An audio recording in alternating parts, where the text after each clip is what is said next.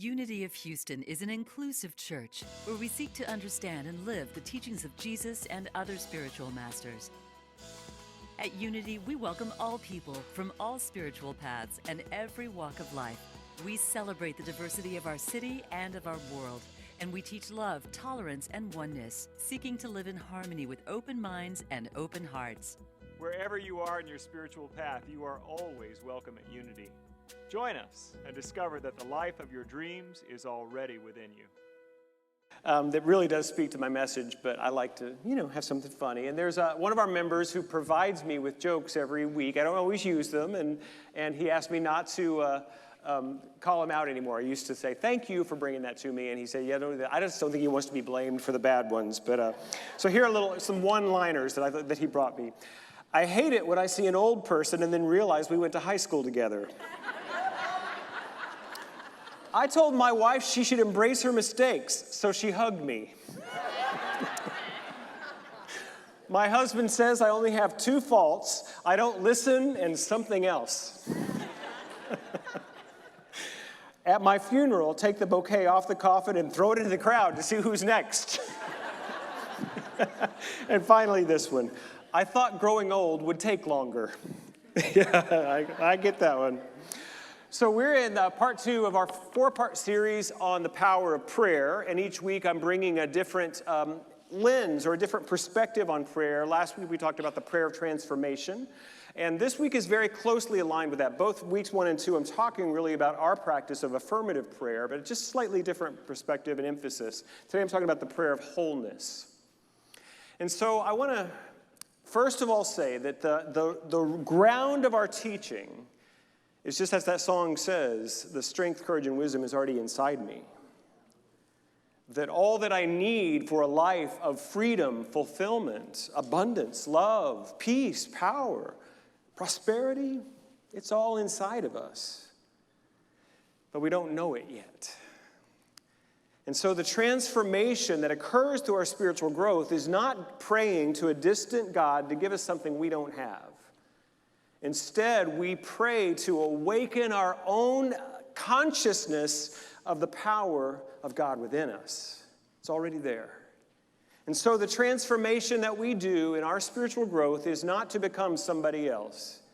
It's to deepen into the authenticity of who you truly are.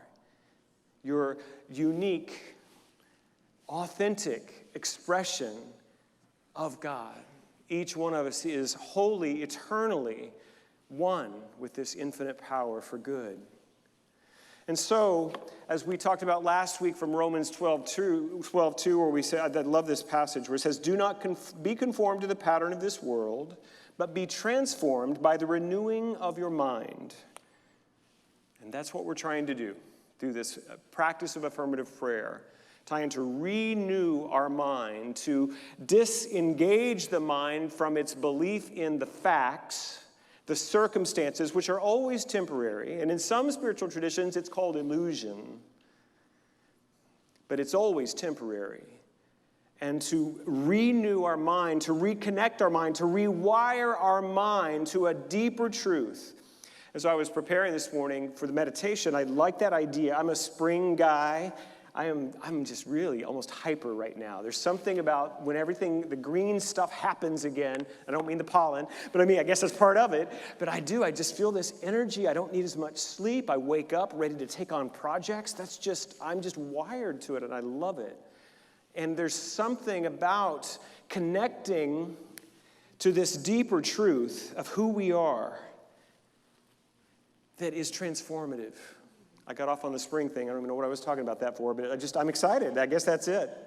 But we are being transformed into that which we already are to greater and greater degrees. So all that needs to be released is our false ideas, our limiting beliefs about who we are, a negative self-perception, and we can then just become brilliant as we are, uniquely. None of us has to compare to anybody else. None of us needs to do it like anybody else. Just live your life fully, freely. It's already inside of you. So, you've heard the message. Just go do that, and we don't have to come back next week. We'll be all done. We just finished our Prosperity Plus class a couple of weeks ago, and how many of you were there? I see Amber back there, quite a few. We had about 40, 50 people, and on that last day of class, I haven't done this, I've taught those classes a lot, but I just felt inspired to just ask this question: how many are new? And maybe a fourth of the class had never taken a prosperity class before. And I said, and I asked the other class, the rest of the class, okay, how many of you have discovered that these principles, it tends to be an evolutionary process? And they all raised their hands and waved really big. It's like we have to grow into the teachings.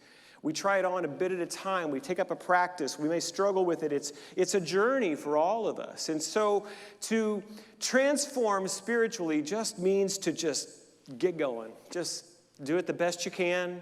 God figures out the details. It works, but you just have to not quit. So you take the classes and you come to church and you read the books and you just keep at it in ways that your intuition will lead you to. But there's never going to be a moment it's like, now I have arrived. And if so, I'm a little suspect of that. So I don't know anyone who has ever arrived. Now I feel very self-conscious about my conscious language after Donna's announcement. The struggle is real. The need for healing in us is real. We have work to do. All of us still have things that stand occluding our true nature. And all we got to do is just keep at it. Just keep focused on that direction, and your light will emerge. It's actually my dear Ziba in our community, who is Persian. I used to call these translations of the beautiful mystic Hafiz, but she said they're not actually translations. They're more like new poems inspired by Daniel, of Hafiz's poetry, but this is by Daniel Ladinsky. One day the sun admitted, I am just a shadow. I wish I could show you the infinite incandescence that has cast my brilliant image.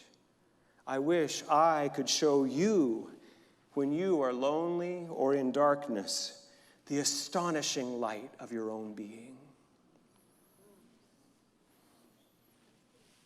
In all circumstances, in all difficulties, in all things that we walk through that are challenging for us, that would make us doubt our light is no less the truth.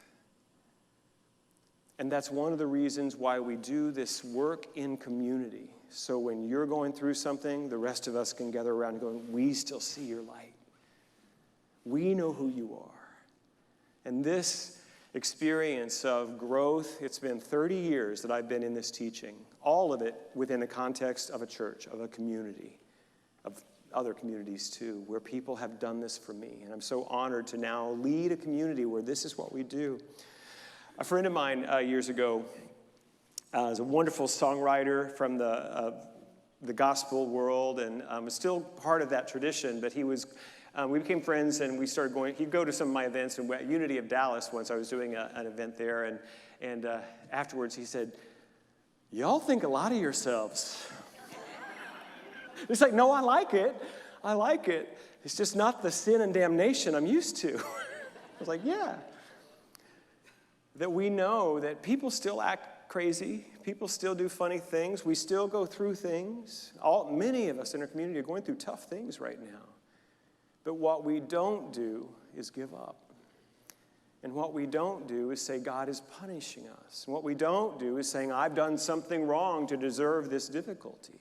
What we do is remind each other that you're brilliant and you're beautiful. And we will walk with you hand in hand as you reveal that brilliance and beauty. So, we're talking about wholeness, and I want to distinguish the two words, or differentiate the word wholeness and perfection. Sometimes we use them interchangeably when we're talking about spiritual truth, and perfection can be a little problematic if you're, like me, a recovering perfectionist. Sometimes I can conflate my spiritual wholeness with my human perfection. And I think, oh good, I'm going to get it. Finally, I will have it all worked out. And that's, honestly, perfectionism is nothing but fear trying to control everything. That's what perfectionism is. That has nothing to do with your spiritual wholeness. Your wholeness is so whole and so profoundly perfect in the spiritual sense that it can hold every imperfection. It can hold every flaw. It can hold every mistake, and still you are whole. You can walk through any illness. You can walk through any heartbreak and loss, and you are whole. So it does bring up some paradoxes for us, which I'm going to talk about in a moment. As a matter of fact, I'm going to do a whole series in May on this. I'm calling it Spiritual Double Vision, how we stand in spiritual truth while honoring the human experience. And Jean Marie and I are going to both be a part of that series. But that's really all I'm going to say about that now. I want to share with you a story that is not new. It's a couple thousand years old, and it's been taught many times. I've taught from this story many times. But before I even tell the story, many of us, we have what we call in Unity our embedded theology. We hear these ancient stories from the way we were taught in the traditions we grew up in. And I'm going to ask you to set that aside and think of this as more like in a Jungian dream analysis, every element of the dream is some aspect of you.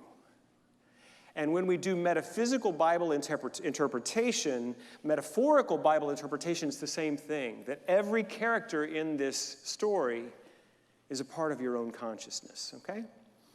So here's the story. It's from the Gospel of Mark, starting with chapter 5, verse 25.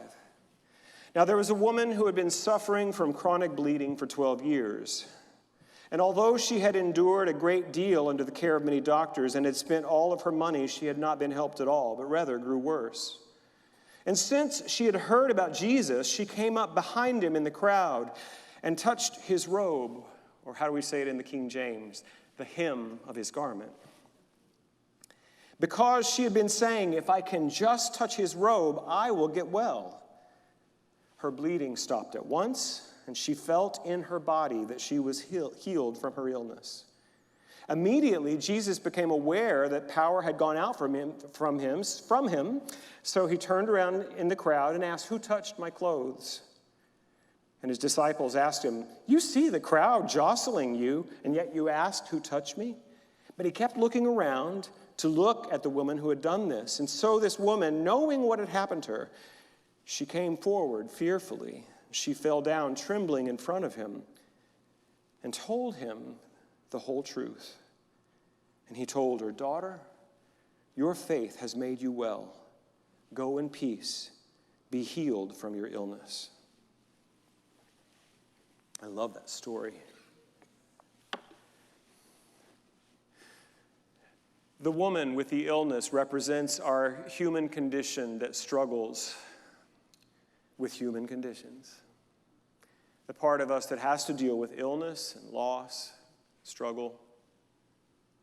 But even there is the seed of a higher consciousness in the woman. She knew that if she could get close to Jesus, just close enough to even touch the hem of his garment, her faith told her that she would be healed.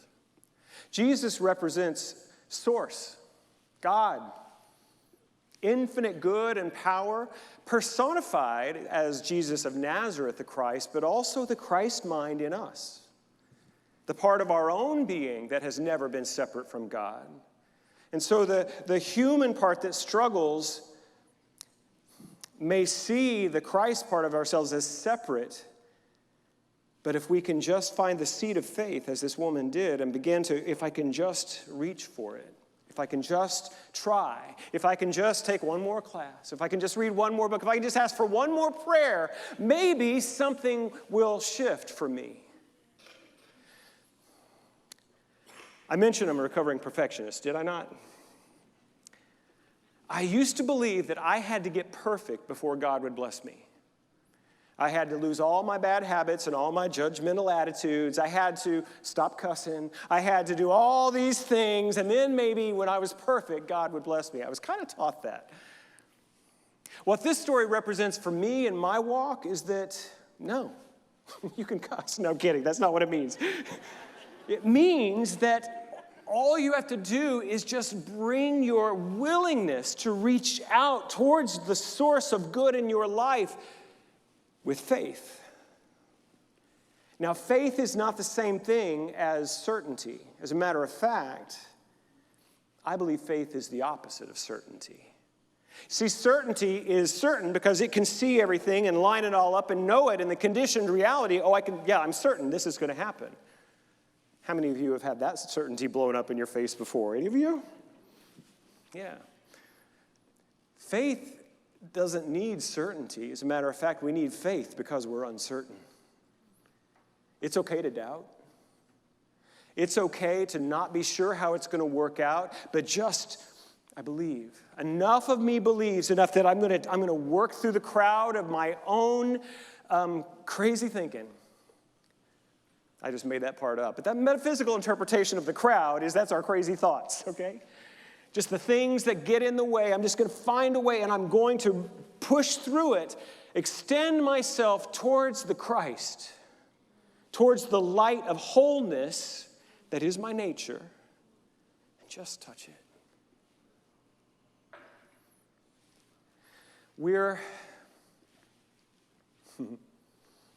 Somebody told me once in a 12-step meeting, said, the best you're ever going to get is still human. That made me mad. But I've come to see the beautiful truth of it. Is that this human life that we're all given is the invitation to touch the hem of the garment of infinite reality. And in those small moments of connection through our faith, we can release some old idea, some feeling of lack and worthlessness, and we can tap into a little bit more of our wholeness. And then begin to live that more freely and fully. There is a paradox here, because while we are fundamentally, eternally whole, while we're in this life, we will always experience loss. We will always experience not fully embodying the consciousness of the Christ. And so, how we hold this.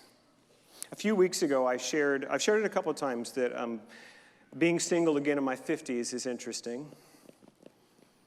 Never been here before with this body at this age. And so I've been sharing that I know part of my healing journey since the end of my last relationship has been to grieve my youth. And some of you are going, you're far too young to be grieving in a youth. And other of you are going, aren't you a little late to that party? So it's all perspective. But it's been part of my process. And I was sharing, and I always get pushback every time I mention it. So some of you are probably right now writing the email in your mind, and that's fine. But one of our members, and I didn't ask her permission to share this, but she came up to me that morning and she said, you're absolutely right. And she said, if I can't grieve what I've lost, I can't value what I have. Thank you for that. And I've shared that with many people, and it's really changed. I don't want to miss this. I missed earlier parts of my life because I was judging it, criticizing it, seeing it as less than whole.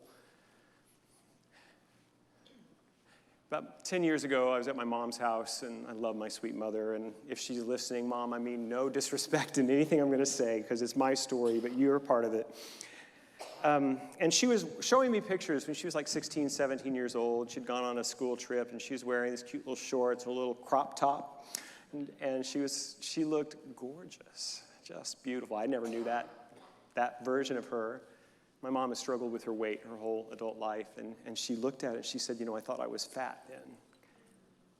I thought I was ugly then. She said, it breaks my heart. And so what my friend shared was that the other day about if I can't grieve what I've lost, I can't love what I have. It's not just true for our bodies. It's true for every part of our life. That we must be willing to feel the grief of our loss, to share it with somebody else, so that we can be fully present and grateful for what's here.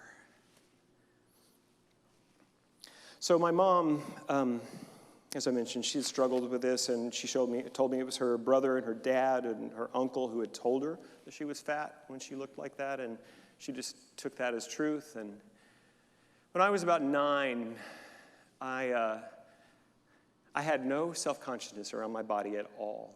I was a little kid. I would just run around in the summer with nothing but shorts, no shoes. My feet would get like, these calluses where I could run across gravel. I mean, I was an outdoorsy, active kid, loved having a body, but was unconscious about it, Just get so tanned and it was great. And then one day in the summer, I remember this, I was sitting in the kitchen. I was eating something, and I was sitting there with no shirt on, and my mom looked at me, and she said, "You're fat." I said, "What?" She said, "Yeah, you've gotten fat." She said, "I can see this roll right here. I think you're going to go on Weight Watchers with me." She was meaning to protect me. Do you get that? Her whole life had struggled. And so she was going to help me avoid the struggle. But you know what happened? She just poured her body image stuff into me instantly. And I never took my shirt off in front of anybody again without being conscious of it. To this day. To this day. So why am I always get a little funny about sharing personal stuff like this. Because I know some of you feel like a spiritual leader is supposed to be having all the answers. Well, I'm not that leader. But I feel like I have enough of experience of my healing and growth that I have something to share with you around this. I wouldn't bring anything that's like, well, now I don't know what to do. I guess we're all just, sunk. I'm not going to share it like that.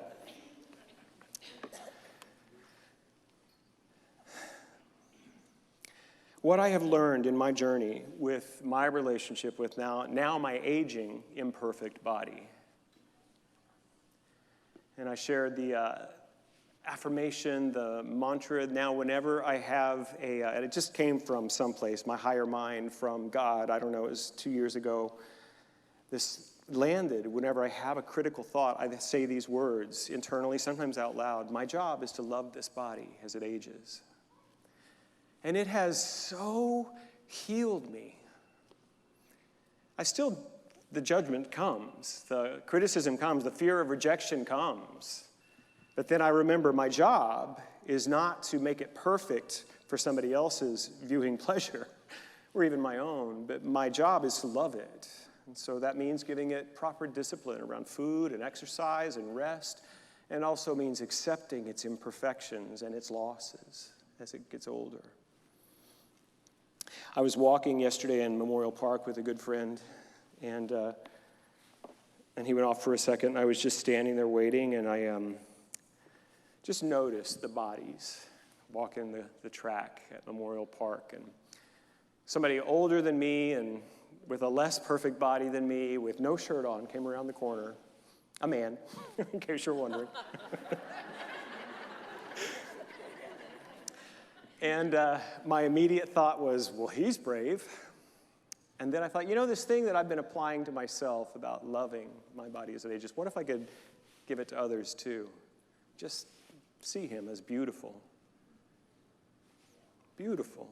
Just his body is taking him around that track. And he's probably got 20 years on me and probably 40 pounds. And he's doing it.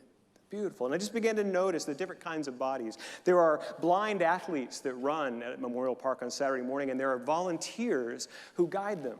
They get trained on how to work with the blind athletes. It's like noticing those bodies that are different. Beautiful. I would even say whole. Even though they don't see, there's a wholeness that they are demonstrating. I think about my beautiful friend Joey, who's always gotten around on his Batmobile his whole life. And Joey and I have had a lot of conversations about his body and why his soul chose to incarnate this way. And you're whole. You're beautiful. And I love you just the way you are.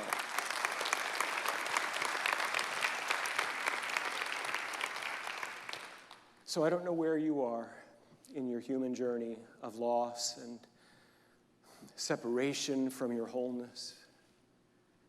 But what I invite you to do is find some way that you can reach towards the deeper truth as that woman so many centuries ago found her courage. Say, even in my illness and my pain, I'm willing to keep going, and I'm willing to reach for more wholeness. And that's what I invite you to join me now. Whatever your struggle is, don't give up. Your wholeness, your perfection, your beauty is already here. Be willing to be open to it. Will you pray with me? Actually, will you repeat after me? God's life is my life. I am whole. I am willing to see my wholeness. I am enough. God's life is my life. I am whole. I am willing to see my wholeness. I am enough. Anchored in this truth of our connection to the mind, the life of God, the wholeness of God, it becomes a deep and profound joy for me to speak my word over every individual within the sound of my voice, that indeed you are whole. Indeed, you are enough. And what I know is that in this moment there is an opening happening. There is something that people are feeling, this urge to reach for their wholeness in a deeper way, as that woman reached for the hem of Jesus' garment. Because they know there is a greater life calling to them, waiting for them, opening for them. And so what I see, that as we reach towards God, God embraces us in the truth of who we are. And so old wounds are being healed at every level: body, mind, spirit, soul, heart. Healing is happening. Old limitations and self-imposed limits are falling away right now. A new sense of possibility and growth and becoming is happening right now. Freedom is here. Power is here. Joy is here. Love is here. Already within us. It's already here. So we simply say yes and allow it. With deep gratitude, with deep appreciation, we let it be, and so it is. Amen.